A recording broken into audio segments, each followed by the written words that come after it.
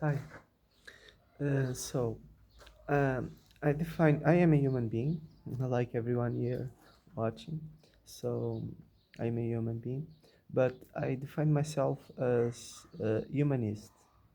And for me, to be a humanist means um, atheist and vegan. Um, in I say I am a humanist, but to be more precise, is a secular neo-humanist that brings veganism and atheism. But I just say humanist. Um, and for me, to be vegan, for example, is the best option we can make.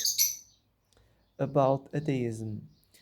Um, for me, I wouldn't mind there were a god or gods, or whatever it might be, many gods or a goddess, gods, a god, whatever. Um, I wouldn't mind, but for me, uh, I think that all gods and God and the Christian God, the Muslim God, the Zeus, the countless gods, I think they are around 3,000 gods that was invented by people. They were all invented by people. They were all made up. It's all fiction. All gods are fiction, and so there's nothing more to it.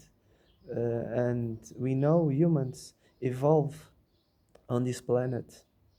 We evolve from previous animals since the Luca, when the last universal common ancestor um, was originated, that then rise to the life we see on this earth, to all different species around the world that have evolved. Of course, many species, I think, if I'm not mistaken, around 99% of all species who live on Earth are extinct.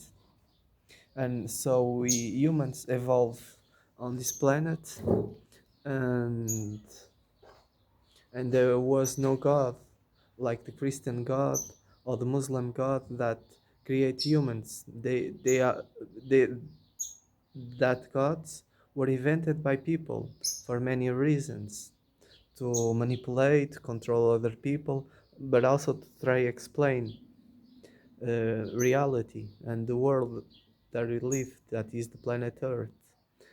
Um, but I wouldn't mind again that there was a God.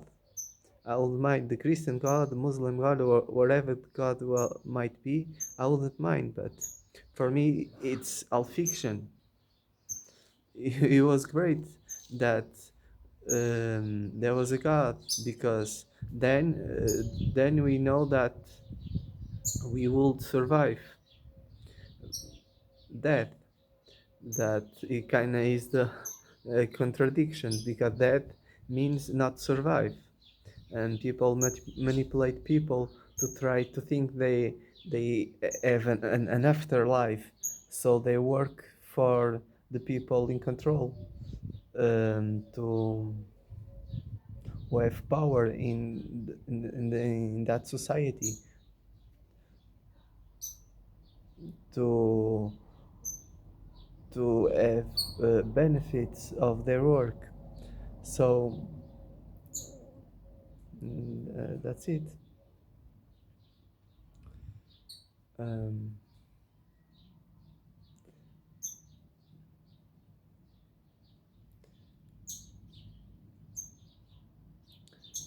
uh, but was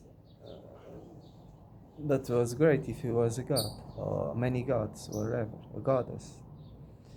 But unfortunately, it's all fiction made up by the humans, and we know by science that humans evolve on Earth. It's a fact. It's a fact that we evolve. I'm not I'm no scientist or biologist, but that is the that is the fact that we arrive, the truth that we arrive about the origins of humanity on Earth. That we know that at most humans emerge on this planet around um, 300,000 years. 300,000 years. But at least around 200,000 years. Around that time. Just some facts I memorize. Um, and the Earth is around 4.5 billion years. The humans only exist just a fraction of the time, very small, very very small fraction of time here on Earth. I think it is around, I don't know, maybe 1% of Earth history. And just a thought, we humans only have at most 1 billion years more on 1 billion years more on Earth because of the sun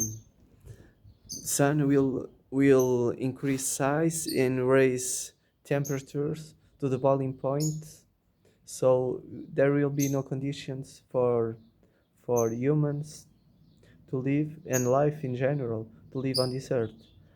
At most 1 billion years, probably less than that, even like 8 um, 80 Celsius degrees would be too much.